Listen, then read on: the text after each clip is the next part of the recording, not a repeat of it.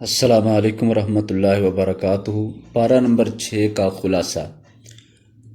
اعوذ باللہ من الشیطان الرجیم، بسم اللہ الرحمن الرحیم۔ لا يحب اللہ الجہر بالسوء من القول الا من ظلم وکان اللہ سمیعا علیما۔ پارے کا آغاز اس بات سے ہو رہا ہے کہ بری بات یعنی کسی کے خلاف بولنا یا نفرت کی بات کرنا یا کسی کی ذلت یا کسی کو الزام دینا اور تہمت، جھوٹ یا کسی کی توہین کرنا، اس طرح کے کسی بھی طرح کے معاملے کی کوئی بھی بات وہ بری بات ہے۔ تو یا پھر کسی کی حد تک عزت کرنا، اللہ تعالیٰ بری بات کو پسند نہیں فرماتا۔ الا من ظلم، سوائے مظلوم کے۔ مظلوم کو حق ہے کہ وہ اپنے اوپر ہونے والے ظلم کو بیان کرے اور ظالم کو بے نقاب کرے۔ ظالم کو بے نقاب کرنے میں اس کی عزت کم ہوتی ہے یا اس کے لیے لوگوں کی مخالفت بنتی ہے، لوگ اس کے لیے برا سوچتے ہیں۔ تو یہ سب کچھ مظلوم کے لیے جائز ہے کہ مظلوم اپنے اوپر ہونے والا ظلم بیان کر سکتا ہے۔ یہ تھا آغاز۔ اس کے بعد ہم 5 نکاتی خلاصہ کے لیے پہلا نکتہ بیان کرتے ہیں: اہل کتاب کے ناجائز مطالبے اور خواہشیں۔ اس پارہ میں اللہ تعالیٰ نے اہل کتاب کے مطالبے بیان کیے ہیں جو وہ نبی صلی اللہ علیہ وسلم سے کرتے تھے کہ یہ ہمارے مطالبے اور ریکوائرمنٹس پوری کریں تو پھر ہم ایمان لائیں گے یا پھر ہم آپ کو پیغمبر مانیں گے۔ اور ان کی خواہشیں کیا تھیں؟ ان خواہشات کا بھی اللہ تعالیٰ نے ذکر فرمایا کہ ایک شدید ترین ان کی خواہش یہ ہے: یریدون ان یفرقوا بین اللہ و رسولہ۔ وہ چاہتے ہیں کہ اللہ اور اس کے رسولوں کے درمیان تفریق پیدا کریں۔ تفریق کا مطلب یہ ہے کہ اللہ اور اس کے رسول کی بات میں تفریق پیدا کریں۔ اللہ کی بات کو مانیں گے، اس کے رسولوں کی بات کو اہمیت نہیں دیں گے اور اس کو نہیں مانیں گے۔ یہ تھا ان کا اصل معاملہ۔ پھر اس کے بعد انہوں نے رسولوں کے اندر بھی فرق رکھ لیا کہ ہم فلاں رسول کی بات مانیں گے اور باقی کسی رسول کی بات نہیں مانیں گے۔ تو اللہ تعالیٰ فرماتے ہیں وہ چاہتے ہیں کہ اللہ اور اس کے رسولوں کے درمیان تفریق پیدا کریں۔ وَيَقُولُونَ نُؤْمِنُ بِبَعْضٍ وَنَكْفُرُ بِبَعْضٍ۔ کہتے ہیں کہ ہم کچھ پر ایمان رکھتے ہیں اور کچھ باتوں پر ہم ایمان نہیں رکھتے بلکہ ان کا انکار کرتے ہیں۔ اب ان کو کس نے اختیار دیا کہ اپنی مرضی سے کچھ مانے کچھ نہ مانے؟ یہ تو پھر ایک دین کے ساتھ کھیل اور مذاق ہو گیا۔ جو چاہا مانا، جو نہ چاہا نہ مانا۔ تو اپنی مرضی چلانا اور اپنی من پسند ماننا اور اپنی ناپسندیدہ چیزوں کو چھوڑ دینا، یہ اللہ کا دین نہیں، یہ تو انسان کی اپنی ذات کی بات اور ذات کی رائے اور سوچ ہے۔ یریدون ان یتخذوا بین ذلک سبیلا۔ وہ چاہتے ہیں کہ اس کے درمیان کی راہ بنا لیں جس میں اپنی مرضی بھی چلے اور اللہ کی مرضی بھی مان لی جائے، یعنی کہ رہے راضی رحمان بھی اور رہے راضی شیطان بھی۔ ان کے بارے میں فیصلہ یہ دیا گیا: اولئک ھم الکافرون حقا۔ یہ لوگ بالکل سچے کافر ہیں۔ ان کے لیے اللہ تعالیٰ نے رسوا کرنے والا عذاب بھی تیار کر رکھا۔ تو یہ تھی ان کی خواہش کہ اللہ اور اس کے رسول میں فرق رکھنا ہے اور اس کے رسولوں میں بھی فرق رکھنا ہے۔ اب اس کے بعد ان کے مطالبات دیکھیں تاکہ پتہ چلے کہ یہ دنیا کے اندر جو یہودی اپنے آپ کو اللہ کا بڑا لاڈلا اور پیارا بیٹا اور اپنے آپ کو صحیح مذہب والا اور اعلیٰ عظمت والا کہتے ہیں، یہ حقیقت میں اپنے دل کے اندر کس طرح کے جذبے اور سوچیں رکھتے ہیں اور یہ اللہ سے اور اس کے دین سے کتنا زیادہ دور لوگ ہیں۔ پتہ چلا منہ کی باتیں کرنا یہودی لوگوں کا کام ہے۔ وہ اپنے منہ سے بہت کچھ ایسا کہتے ہیں اور بولتے ہیں جو کہ ان کے دل کی جو بات ہے اس کو کھول دیتا ہے کہ دل کے اندر ان کے کیا ہے، دل کے اندر ایمان ہے یا کیا ہے۔ مطالبات میں سے چند ایک مطالبے یہ ہیں۔ پہلا مطالبہ انہوں نے کہا تھا آسمان سے ہم پر کتاب نازل کرو۔ تو یہ مطالبہ کیا کہ ہم اپنی آنکھوں کے سامنے دیکھیں گے کہ آسمان سے کتاب اترتی ہے۔ اللہ تعالیٰ نے جواب میں ارشاد فرمایا کہ ان لوگوں نے موسیٰ علیہ السلام سے اس سے بھی بڑا سوال کیا تھا کہ ہمیں اللہ تعالیٰ سامنے دکھاؤ، اور اس سوال یا اتنی بڑی جرت پر ان لوگوں نے سزا بھی پائی۔ اسی طرح ان لوگوں کا حال یہ ہے جو آپ سے کتاب آسمان سے آنکھوں کے سامنے اترتی دیکھنا چاہتے ہیں، یہ بچھڑے کو معبود انہوں نے بنا لیا۔ ان لوگوں نے اپنے عہد کیے ہوئے توڑ ڈالے، اللہ کی آیتوں سے کفر کیا، نبیوں کو قتل کیا۔ انہوں نے یہاں تک کہا قلوبنا غلف، ہمارے دل غلاف میں بند ہیں، ہمارے دل پردے میں ہیں۔ انہوں نے حضرت مریم علیہ السلام پر بہتان لگایا۔ انہوں نے یہ بھی کہا کہ ہم نے عیسیٰ علیہ السلام کو قتل کیا، یعنی قتل کی بات انہوں نے اپنے سر خود قبول کی ہے کہ ہم نے عیسیٰ علیہ السلام کو قتل کیا۔ وہ تو اللہ تعالیٰ کی مرضی تھی کہ اللہ نے بچا لیا، بلکہ اسی سورہ میں ساتھ ہی جواب دیا کہ یہ لوگ کہتے ہیں ہم نے عیسیٰ علیہ السلام کو، مسیح کو قتل کر دیا ہے۔ ما قتلوہ وما صلبوہ، یقیناً انہوں نے نہ قتل کیا نہ ان کو صلیب دیا ہے، ولکن شبیہ لہم، لیکن ان کے لیے ایک شبیہ ڈال دی گئی، مشابہت ڈال دی گئی تھی، جس وجہ سے یہ آج تک اسی مشابہت کی وجہ سے کہہ رہے ہیں کہ ہم نے عیسیٰ علیہ السلام کو قتل کر دیا تھا۔ بہرحال انہوں نے اپنے ذمہ خود قبول کیا کہ ہم نے عیسیٰ علیہ السلام کو قتل کیا۔ بہرحال جب انہوں نے، یہودیوں نے قتل کا پروگرام بنایا، کوشش کی، گھیرا ڈالا اور عیسیٰ علیہ السلام تک پہنچ گئے، انہوں نے تو اپنی طرف سے قتل کا جرم کر ہی لیا ہے، اس لیے کہ قتل کا گناہ تو ان کے کھاتے پڑ گیا ہے۔ باقی اللہ کی قدرت ہے کہ اللہ تعالیٰ نے عیسیٰ علیہ السلام کو وہاں سے بچا لیا، اٹھا لیا اور آسمانوں پر لے گیا۔ اس کے بعد انہوں نے سود کھانا شروع کیا، وقد نہوا عنہ، حالانکہ ان کو سود سے سخت منع کیا گیا تھا، ان لوگوں نے سود کھایا۔ یہ آج آپ صلی اللہ علیہ وسلم سے مطالبہ کر رہے ہیں کہ آسمان سے کتاب اتاریں، ان کو تو جتنا کچھ ان کی کتاب میں بتایا گیا انہوں نے اس پر بھی یقین نہیں کیا اور اطمینان نہیں رکھا، اور اس پر بھی 100 سوال اور بڑے بڑے سوال کرتے ہوئے کہا تھا کہ اللہ تعالیٰ ہمارے سامنے لاؤ۔ پھر انہوں نے بچڑا ایک جو بے جان اور اپنے ہاتھ سے بنایا اس کی پوجا شروع کر دی۔ ان کے اتنے کالے کرتوت ہیں، یہ کس منہ سے کہتے ہیں کہ ہمیں آسمان سے اترتی کتاب دکھائیں، اور ان کا رزق حرام ہے، یہ پوری یہودیت سود پر چل رہی ہے۔ اور پھر اللہ تعالیٰ فرماتے ہیں یہ لوگوں سے باطل طریقے کے ساتھ مال ہتھیاتے ہیں، اور باطل طریقے سے حرام مال ان کی غذا اور ان کا کھانا ہے، یہ استعمال کرتے ہیں۔ پھر اس سے بڑھ کر ایک اور ان کا جرم بیان کیا جا رہا ہے کہ انہوں نے دین میں غلو شروع کر رکھا ہے۔ غلو کیا ہوتا ہے؟ کسی بھی شے کو اس کے مرتبے سے بڑھا دینا، اس کے حقیقی اور صحیح مرتبے سے اونچا کرنا، زیادہ بڑھانا چڑھانا شروع کر دینا۔ تو یہودیوں نے، عیسائیوں نے غلو بھی شروع کر دیا۔ تو ان لوگوں نے غلو کرتے ہوئے نبیوں کو خدا کا بیٹا یا خدا کا برابر ہم پلہ بنانا شروع کر دیا تھا۔ تو عیسائیوں کا تو یہ حال تھا کہ انہوں نے عقیدہ تثلیث، یعنی کہ تین میں تیسرا اللہ بنا دیا تھا، کہ ایک عیسیٰ علیہ السلام، ایک ان کی والدہ مریم علیہ السلام، اور تیسرے اللہ۔ تین کے ملنے سے اللہ بنتا ہے، تین کے ملنے سے ایک الہ مکمل ہوتا ہے، یعنی کہ انہوں نے تین الہ بنا لیے جن کو جوڑ کر ایک کیا اور تین بھی رکھا۔ تو اللہ تعالیٰ نے فرمایا اس تین والی بات سے باز آ جاؤ، انتہو عن ثلاثہ، تین کہنے سے باز آ جاؤ، خدا ایک ہے، یعنی اللہ ایک ہے، خدا نہیں بلکہ اللہ ایک ہے۔ اللہ تعالیٰ کی ذات وحدہ لا شریک ہے، تم نے شرک کر ڈالا، غلو کر ڈالا، نبیوں کو، نبی کی والدہ کو اللہ کے ساتھ جوڑ ڈالا ہے۔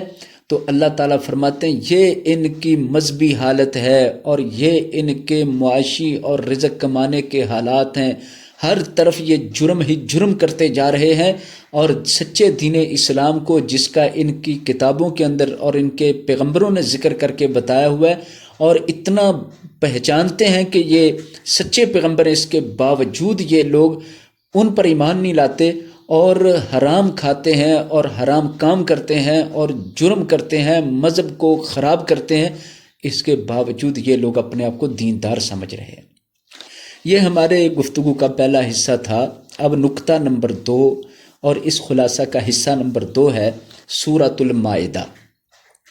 سورۃ المائدہ ان صورتوں میں سے ہے جو حضور صلی اللہ علیہ وسلم کی حیات مبارکہ کے بالکل آخری ایام میں، آخری زمانہ میں نازل ہوئی ہے۔ اس کے حلال و حرام میں بہت زیادہ پختگی ہے، اور اس سورہ کے اندر حلال و حرام ہی زیادہ سمجھایا اور بتایا گیا ہے۔ سیدہ عائشہ رضی اللہ عنہا فرماتی ہیں کہ سورہ مائدہ کے اندر جن چیزوں کو حلال اور جن چیزوں کو حرام کہا گیا ہے یہ حتمی ہے، کیونکہ یہ سب سے آخر میں نازل ہوئی ہے۔ تو اس میں زیادہ حلال و حرام کی ہی وضاحت کی گئی ہے، اس کے ساتھ ساتھ اور بھی کچھ چیزوں کو بیان کیا گیا جن کو صرف نام لے کر میں بتانا چاہوں گا۔ نمبر 1، وفائے عہد، اس کی تاکید کی گئی ہے۔ دوسرے نمبر پر تمام جانور جو چوپائے ہیں ان کی حلت کا اعلان کیا گیا ہے کہ تمام جانور حلال ہیں، الا ما یتلی علیکم، سوائے اس کے جس کو پڑھ کر نام لے کر تمہیں بتایا جائے کہ حرام ہے۔ پتہ چلا حلال و حرام جانوروں کے اندر، کھانے پینے کے اندر ہر چیز کو حلال بنیاد بنایا گیا ہے، پھر جو کچھ چیزیں حرام اللہ تعالیٰ نے فرمائی ہیں ان کا الگ سے استثناء کر دیا ہے۔ پتہ چلا ہر چیز کو حلال سمجھنا ہے، اور جو حرام کہی جائے بس صرف وہی حرام ہے، باقی ہر شے حلال ہے۔ حلال چیزوں کے نام نہیں لیے جائیں گے بلکہ حرام کے نام لیے جائیں گے، اس لیے کہ حرام کم چیزیں ہیں، کم چیزوں کو بیان کر دیا جائے گا اور ان سے بچتے ہوئے باقی ہر شے کو حلال سمجھا جائے گا۔ حرمت شعائر اللہ، اللہ تعالیٰ کے جو شعائر ہیں، دین کے بڑے بڑے نشان ہیں، ان کی حرمت اور عزت کرنا۔ اور چوتھے نمبر پر اہل کتاب کا کھانا حلال قرار دیا گیا ہے۔ شرط یہ ہے کہ وہ حلال چیزوں سے ہو، تو ان کا برتن اور ان کے کھانے کو استعمال کرنے کی اجازت دے دی گئی ہے۔ اسی طرح ان اہل کتاب یعنی یہودی اور عیسائی لوگوں سے نکاح کرنے کی اجازت دی گئی ہے۔ تو عیسائیوں یا یہودیوں کے ساتھ نکاح کی جو اجازت ہے یہ 3 شرطوں کے ساتھ ہے۔ پہلی شرط تو یہ ہے کہ ان کی عورت لے سکتے ہیں، دے نہیں سکتے۔ یہودیوں عیسائیوں کو عورت دی نہیں جا سکتی، صرف ان کی عورتوں سے نکاح جائز ہے۔ نمبر 2، جس عورت سے نکاح کرنا وہ پاک دامنہ ہو، با حیا ہو، یعنی کہ وہ بدکارہ وغیرہ نہ ہو، تو پاک دامن ہونی چاہیے۔ نمبر 3، اپنے ایمان کی حفاظت، کہ اپنے ایمان کو بچانا ہے، ایسا نہ ہو کہ یہودیوں عیسائیوں کے ساتھ نکاح اور رواسم کرتے ہوئے اپنے ایمان کو چھوڑ کر تو ان کا دین اپنا لیں، یا پھر جیسے وہ دین کے نام پر بے دین بنے ہوئے ہیں اس طرح کے ہو جائیں کہ دین کی دھجیاں اڑا دی جائیں یا دین کی جو حدود ہیں ان کو پامال کر دیا جائے۔ تو اس سے بچاؤ اگر کر سکتے ہیں تو پھر یہودی یا عیسائی عورت سے نکاح کیا جا سکتا ہے، لیکن اس کے باوجود دین نے یہ بتایا ہے کہ اہل ایمان سے نکاح کریں، بلکہ ان میں سے بھی زیادہ پرہیزگار اور دیندار کو دیکھا جائے۔ تو اسی لیے حدیث شریف میں ارشاد فرمایا گیا ہے کہ عورت سے 4 وجوہات پر نکاح کیا جاتا ہے، اس کی خوبصورتی یا مال و دولت یا حسب و نسب یا دین دیکھ کر۔ تو آپ صلی اللہ علیہ وسلم نے اینڈ پہ فرمایا فَاظْفَرْ بِذَاتِ الدین، دین کو اختیار کر کے کامیابی حاصل کرو، یعنی نکاح کے اندر دین دیکھنا چاہیے اور دین میں بھی پختگی دیکھنی چاہیے، تو اس کے ساتھ کامیابی ہے۔ 5ویں بات، سورہ مائدہ کے اندر اللہ تعالیٰ نے دین کی تکمیل کا اعلان فرمایا، جو کہ بہت ہی بڑا اعلان ہے۔ الیوم اکملت لکم دینکم واتممت علیکم نعمتی ورضیت لکم الاسلام دینا، آج کے دن میں نے تمہارے لیے تمہارا دین مکمل کر دیا اور اسلام کو دین مقرر کر کے میں خوش اور راضی ہو گیا۔ یہ اعلان اللہ تعالیٰ نے جو فرمایا ہے کہ میں نے نعمت بھی مکمل کر دی، یہ بہت بڑا اعلان ہے اور بہت بڑا خوشی والا۔ یہ پچھلے کسی دین میں کسی آسمانی کتاب کے اندر اس طرح کا اعلان نہیں کیا گیا، یہ صرف اور صرف قرآن پاک میں اور دین اسلام میں اعلان ہے۔ تو ایک طرف تو دین مکمل ہونے کا، اور ساتھ اشارہ ہے کہ جب دین مکمل ہو جائے تو اب نیا کوئی دین نازل نہیں ہوگا، نیا کوئی پیغمبر نہیں آئے گا، تو یہی دین قیامت تک اس کے ساتھ اب قیامت ہی صرف آ سکتی ہے۔ 6ٹھی بات، اس سورہ کے اندر وضو، غسل اور تیمم کا طریقہ بتایا گیا ہے۔ وضو کا طریقہ تفصیل سے بتا دیا گیا ہے اور غسل کی بھی بات کو سمجھایا گیا ہے، اور ساتھ تیمم کا طریقہ ایک بار پھر دہرایا گیا ہے۔ جبکہ پچھلی سورہ نساء کے اندر بھی تیمم کا طریقہ بیان ہوا تھا، تو اس سورہ مائدہ کے اندر بھی تیمم کا طریقہ پھر سے بیان کیا گیا۔ 7ویں نمبر پر عدل و انصاف کی تلقین کی گئی ہے۔ اعدلوا هو اقرب للتقوی، عدل و انصاف تقوی کے بہت زیادہ نزدیک ہے۔ یہ تھا ہماری گفتگو کا اور چھٹے پارے کے خلاصے کا دوسرا حصہ۔ اب آتے ہیں ہم تیسرے حصہ کی طرف۔ اس کا عنوان ہے یہودیوں کی بزدلی۔ یہود قوم کتنی بزدل ہے، اس پارہ کے اندر اللہ تعالیٰ نے ان کا ایک واقعہ بیان فرمایا کہ جب موسیٰ علیہ السلام ان کو لے کر گئے تو ایک بستی کے اندر داخل ہونے کا اور لڑائی کے لیے، جہاد کے لیے کہا، تو یہ لوگ یہود کہنے لگے، قالوا یا موسیٰ ان فیہا قوما جبارین، اے موسیٰ جس بستی میں آپ داخل ہونے کا حکم دیتے ہیں وہاں بڑے طاقتور لوگ ہیں، بڑے سخت لوگ ہیں، اور ہم اس وقت تک داخل نہیں ہوں گے اس بستی میں جب تک وہ یہاں سے نکل نہ جائیں، تو پھر ہم اندر داخل ہوں گے۔ یہاں تک بھی کہہ دیا اپنے پیغمبر سے، فَاذْهَبْ أَنْتَ وَرَبُّكَ فَقَاتِلَا، تو اور تیرا رب جا کر اندر لڑائی کرے، جب آپ ان کو شکست دے دو گے تو پھر ہم اس بستی میں داخل ہوں گے۔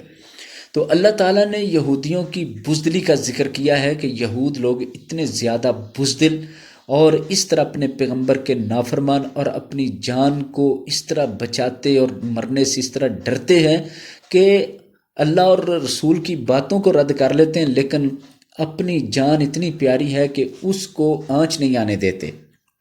یہی ان کی بزدلی ہے۔ اور اس طرح کے جذبات کب بنتے ہیں؟ ساتھ ہی بیان فرمایا کہ یہ لوگ اس لیے ایسے ہیں، سماعون للکذب اکالون للسحت، یہ جھوٹ سننے والے ہیں، بہت زیادہ ان کو جھوٹ پسند ہے، جھوٹی باتیں، جھوٹے واقعات، جھوٹی کہانیاں، جھوٹی خبریں، جھوٹے لطیفے، ان کو جھوٹ بہت پسند ہے، بہت جھوٹ سنتے ہیں، عادت ہوگی ان کو جھوٹ سننے کی۔ اور دوسری بات اکالون للسحت، حرام بہت کھاتے ہیں۔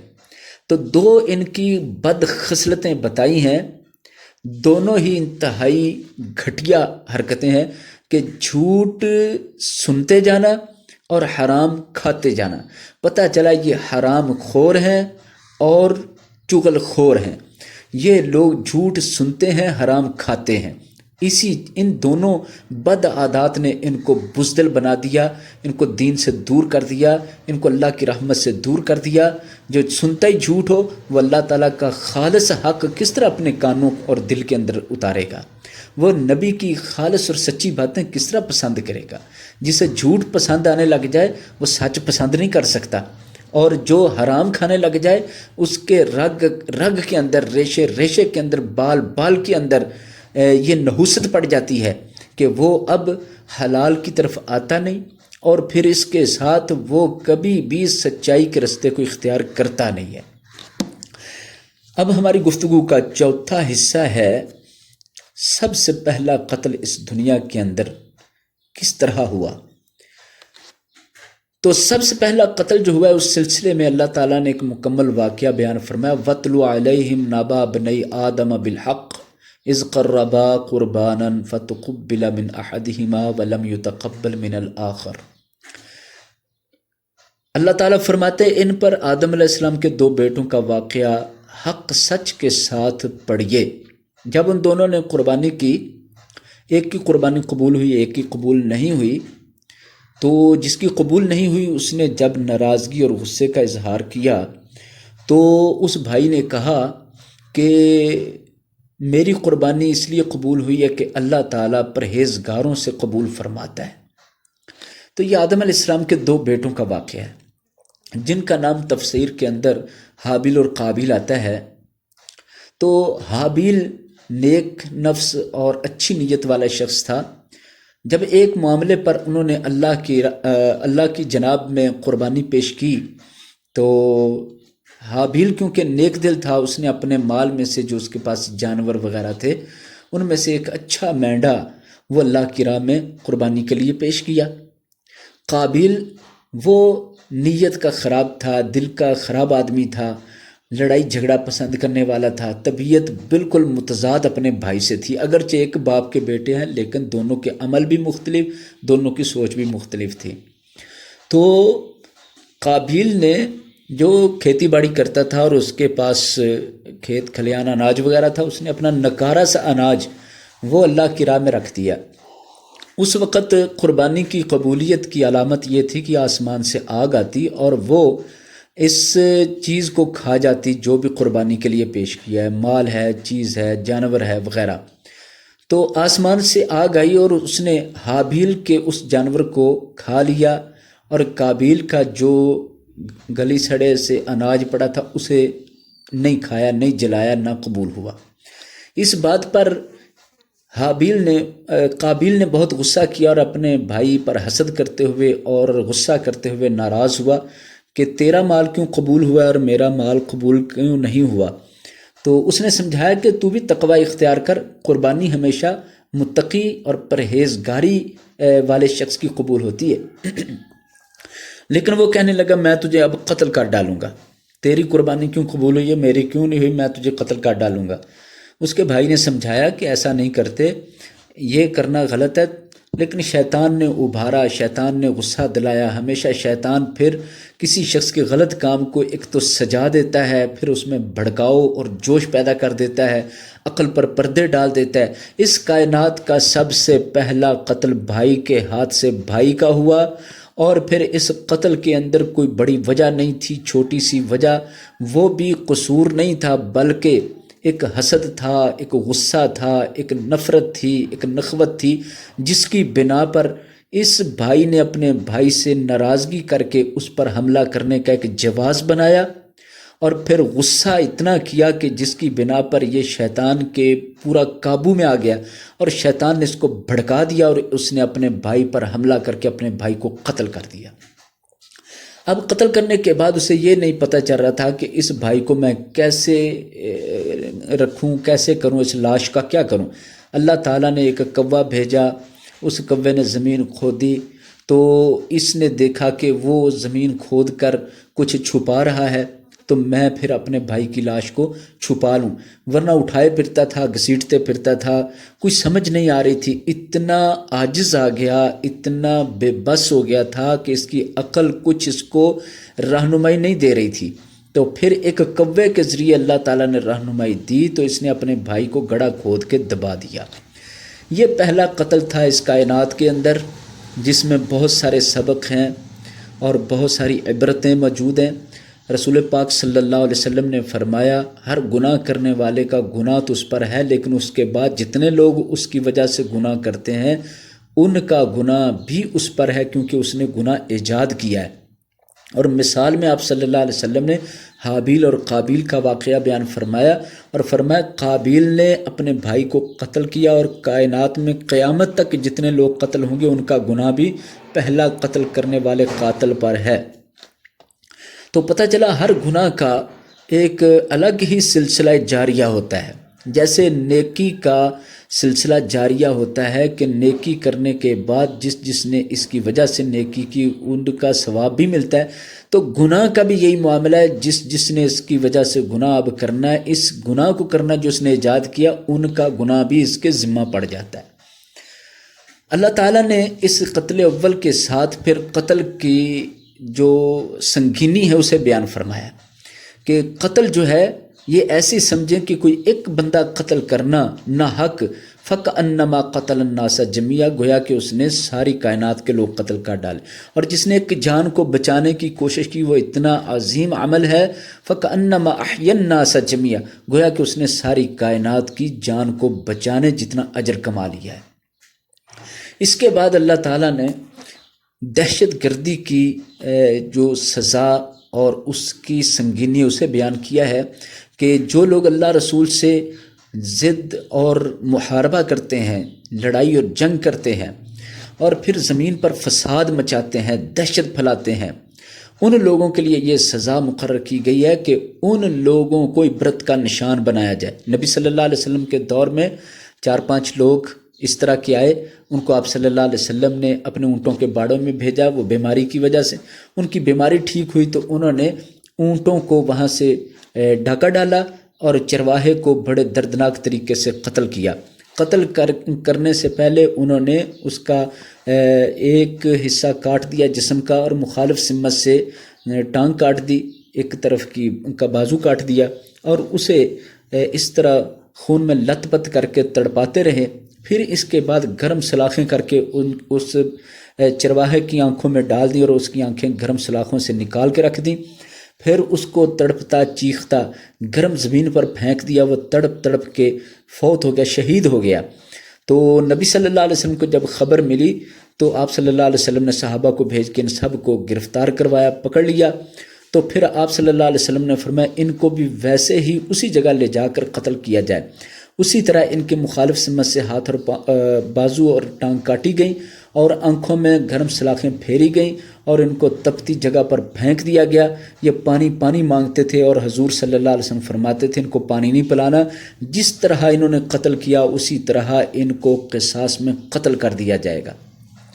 اگر دہشت گردی کا کوئی علاج چاہتے ہیں یا دہشت گردی کا حل چاہتے ہیں تو یہ واقعہ سیرت النبی صلی اللہ علیہ وسلم سے جو ملتا ہے یہ بہترین واقعہ ہے، اور یہ بتاتا ہے کہ اگر کسی ایک کو بھی دہشت گرد کو اس طرح کی سزا دی جائے جیسا اس نے کیا ویسا اس کے ساتھ کیا جائے تو دہشت گردی وہیں مر جاتی ہے، وہیں ختم ہو جاتی ہے۔ لیکن افسوس دہشت گردی کا مفہوم بھی غلط کر دیا گیا۔ اصل دہشت گرد آزاد پھرتے ہیں اور بے قصوروں کو آج کے دور میں، آج کے زمانہ میں دہشت گرد کہہ کر ان کے ساتھ برا سلوک کیا جاتا ہے۔ دہشت گردی سمجھنی چاہیے، اور جو دہشت گردی پھیلاتے ہیں ایسے بدماش، ایسے غنڈے، ایسے ڈاکو، ان کو عبرت کا نشان بنانا چاہیے۔ یہی قرآن کا فیصلہ ہے، یہی سورہ مائدہ اور پارہ نمبر 6 کے اندر واضح طور پر سمجھایا گیا ہے۔ ہماری گفتگو کا آخری اور 5واں حصہ ہے علماء یہود کا کردار صفر ہے۔ اللہ تعالیٰ نے ارشاد فرمایا کہ جب یہودیوں کے اندر اتنی بد عملی ہے کہ انہوں نے اپنے دین کو کھیل بنا لیا ہے، ہر بات کے اندر غلو کرنا شروع کر رکھا ہے، کھانے میں سود آ گیا ہے اور پھر حرام آ گیا ہے اور باطل طریقے سے رزق کمائے جا رہے ہیں، تو اتنے زیادہ غلط اعمال، اتنی زیادہ خرابیاں، اس پر علماء یہود کیوں نہیں ان اپنے لوگوں کو منع کرتے، کیوں نہیں سمجھاتے، کیوں نہیں روکتے کہ تم یہ کام نہیں کرو، یہ دین کے خلاف ہے، دین کی کتاب کے پیغمبر کی تعلیم کے خلاف ساری قوم کام کر رہی ہے اور یہودی ان کو مطمئن رکھے ہوئے ہیں، علماء ان کو مطمئن رکھے ہوئے ہیں، کیوں نہیں منع کرتے، کیوں نہیں روکتے، کیوں نہیں ٹوکتے ان کو؟ اللہ تعالیٰ نے علماء کے کردار کو بیان فرمایا کہ اس معاشرے کی اصل خرابی اور بربادی کی جڑ یہ ہے کہ جن لوگوں نے سمجھانا تھا، جن لوگوں نے روکنا ٹوکنا تھا، جن علماء نے اللہ رسول کی بات اور اس کی حدیں بیان کرنی تھی، وہ لوگ ہی لوگوں کے ساتھ کمپرومائز کیے ہوئے ہیں، لوگوں کے ساتھ سمجھوتا کیے ہوئے ہیں، لوگوں کو مطمئن کیے ہوئے ہیں، اپنی عوام کو، اپنے مقتدیوں کو ان علماء نے بالکل خوش کر رکھا ہے، اور ان کو نہ عذاب، نہ آخرت، نہ اپنی غلط بد اعمالی کی کوئی سزا، نہ اللہ تعالیٰ کی منشا صحیح طرح سمجھاتے ہیں، اور ان کو اصل میں برائیوں سے، گناہ کی راہ سے روکتے نہیں۔ اصل ان کا یہ جرم ہے، یہ تو دین کے نمائندہ تھے، علماء دین کے نمائندہ تھے، یہ اللہ کے نمائندے تھے، یہ نبی کے نمائندے تھے، ان کو چاہیے تھا کہ اللہ اور اس کے نبی والا کام کرتے، ان کا پیغام پہنچاتے اور ان کی بتائی ہوئی حدود پر ان کو قائم کرتے۔ لیکن اللہ تعالیٰ نے سورہ مائدہ میں فرمایا علماء یہود کا کردار زیرو ہے، صفر ہے، انہوں نے اپنی عوام کو صحیح دین نہ بتایا، نہ صحیح دین پر چلایا، نہ صحیح دین ان کے سامنے رکھا ہے، بلکہ قصے کہانیوں میں ان کو ڈال کے رکھ دیا ہے، اور ان کو ان کی عظمت، ان کی فضیلت اور ان کی شان و شوکت اور ان کی بلند مرتبہ باتیں ان میں الجھا کر ان کو عمل سے زیرو کر رکھا ہے۔ اس کے ساتھ اللہ تعالیٰ نے فرمایا ان یہودیوں پر غور کریں یا پھر ایسے مسلمانوں پر غور کریں جو اپنے آپ کو مسلمان کہتے ہیں، اور ان کی دوستیاں کن سے ہیں؟ ان سب کی دوستیاں تو کافروں سے ہیں، تو جس کی دوستی کافر سے ہو وہ کافر ہی قرار پاتا ہے۔ اللہ تعالیٰ کے ہاں دوستی بھی ایک معیار ہے چیک کرنے کا کہ انسان کا دین کیا ہے۔ نبی صلی اللہ علیہ وسلم فرماتے ہیں المرء علی دین خلیلہ، انسان اپنے دوست کے دین پر ہوتا ہے۔ اگر آپ نے کسی کا دین پہچاننا ہے تو آپ اس کے دوست کو دیکھ لیں، جن کے پاس بیٹھتا ہے ان کو دیکھیں، جو ان کا دین ہے وہی اس کا دین ہے۔